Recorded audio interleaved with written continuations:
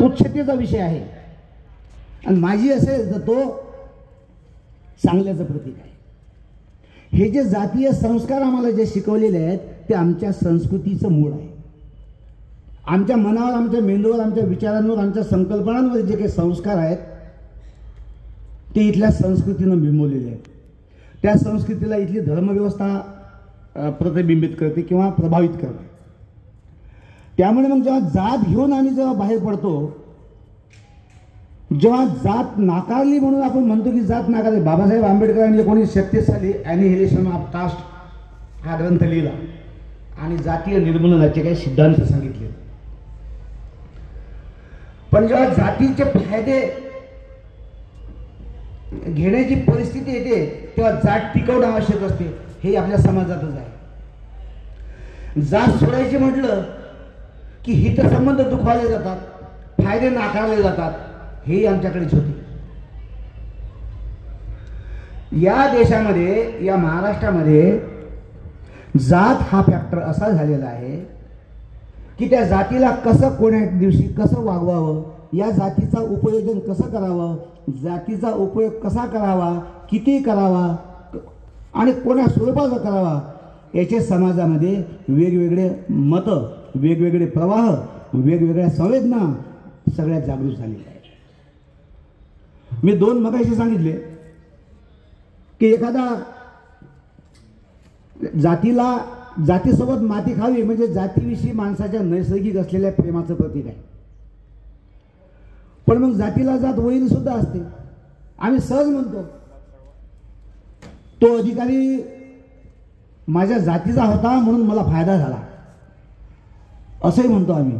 दुसऱ्या वेळेस असं असतो तो केवळ आपल्या जातीचा होता, ही आपली जातच तशी आहे म्हणून त्यानं माझं काम केलं नाही. ही सुद्धा जाणीव आपल्या समाजामध्ये जन्म घेते. आणि मग जेव्हा जातीय प्रेमाऐवजी जातीय अहंकार जागृत होतो, त्या अहंकाराचं रूपांतर समाजाच्या मध्ये असणाऱ्या विद्वेषाचं पेरणी होते. समाजात वरची जात खालच्या जातीला श्रेष्ठ मानते, त्याच्या खालची जात त्याच्या खालच्या जातीला श्रेष्ठ मानते. आणि या समाजाचं हे जे एकत्रीकरण आहे, या समाजाचं हे जे एकत्रित संस्कृतीनं राहण्याचं जे आपलं आतापर्यंत जी परंपरा आहे ते सगळं वातावरण कलुषित होऊन जाते. आणि मग जाती एकमेकाच्या संघर्षाला तयार होतात. एक जात दुसऱ्या जातीशी भांडते, एक जात जातीय अंतर्गत भांडते. म्हणजे जात सतत दुसऱ्या जातीची भांडत राहते, जात आपल्या अंतर्गत भांडत राहते. मी फक्त जातच म्हटलं, मी उपजात म्हटलंच नाही अजून. जातींच्या मध्ये ज्या उपजाती असतात त्या उपजातींमध्ये अंतर्गत भांडणं चालू असतात. बौद्ध धर्म स्वीकारलेल्या समाजामध्ये अजूनही महारांमधल्या 12.5 जाती जिवंत आहेत की काय अशी अवस्था आहे. हिंदू समाजातल्या जेवढ्या काही जाती आहेत त्यांच्या सगळ्या उपजाती काम करतात. आम्हाला जर या देशाची महासत्ता व्हायचं असेल, आम्हाला जर या देशामध्ये संविधान संस्कृती रुजवायची असेल, आम्हाला जर या देशात शब्दप्रयोग आहे गुण्या गोविंदानं राहावं,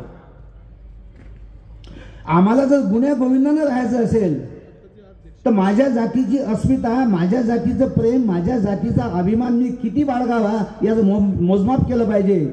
आणि माझ्या जातीची अस्मिता, माझ्या जातीचं मला असलेलं जे प्रेम हे एवढं नसावं की दुसऱ्या जातीचा मला द्वेष करता यावा.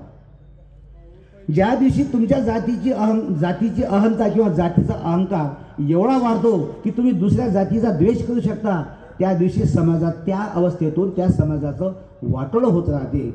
आणि हे वाटोळं होऊ नये म्हणून आपण सगळ्यांनी, म्हणजे आपण जे असलेले सगळे जातीय लोक आहोत, या सगळ्यांनी आपल्या जातीच्या प्रेमाची सीमा, आपल्या देशाच्या आपल्या असलेल्या जातीची अस्मितेची सीमा, आपल्या जातीच्या असलेल्या प्रेमाविषयीची सीमा हे बांधून घेणं आवश्यक आहे.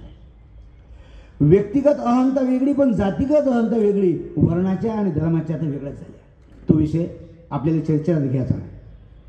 म्हणून माझ्याकडून आपल्या सगळ्यांना एक विनंती आहे की अलीकडे जातीय संघर्ष खूप वाढलेले आहेत. विषयांतरपणा अलीकडे माणसं सुद्धा आपल्या नावाच्या पुढे आडनावाच्या पुढे दुसरे आडनाव लावतात. आपल्या म्हणजे जाती लपवणं हा एक कार्यक्रम आहे, जाती दाखवणं हा एक कार्यक्रम आहे. माझी जात दिसू नये म्हणून आडनावात बदल केले जातात, गावाच्या नावानं नाव लावले जातात. या परिसंवादाचे अध्यक्ष त्यांच्याविषयी नाही, सगळ्या लोकांकडे. फक्त कोळसे असं म्हणून चालत नाही, तर कोळसे पाटील म्हणावं लागते. फक्त इंगोले म्हणायला लागत नाही, तर इंगोले पाटील म्हणावं लागते. ही जातीची अहंता आपल्या समाजात एवढी काम करते. त्यामुळे जाती मेल्या पाहिजेत, जाती नष्ट झाल्या पाहिजेत, जातीचं निर्मूलन झाले पाहिजेत.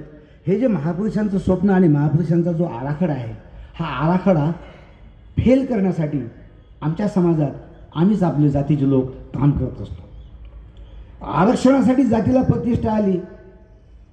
जो समाज आरक्षणाला दूर लोटत होता, एकीकडे आरक्षण मागणं म्हणजे खालची जात होणं, आता आरक्षणासाठी जातीला आरक्षण मागणं सुरू झालं. आरक्षण मागता मागता दुसऱ्या जातीविषयी द्वेष पैदा झाला. आजचं वातावरण तुम्हाला माहिती असेल की मराठा राजकारण, ओबीसी, आदिवासी, बंजारा, मुस्लिम, धनगर, हे जे आरक्षण या लालसेपोटी, आरक्षण या लाभासाठी, आरक्षण नावाच्या अदृश्य फायद्यासाठी, जिथं सरकारी क्षेत्रच नेस्तनाबूत होत आहे, तिथं जातीच्या नावानं भेटलेल्या आरक्षणाचा फायदा कोणाला किती होणार याचं चिंतन आपण करत नाही.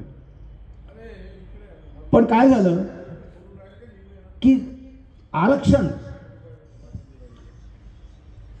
आणि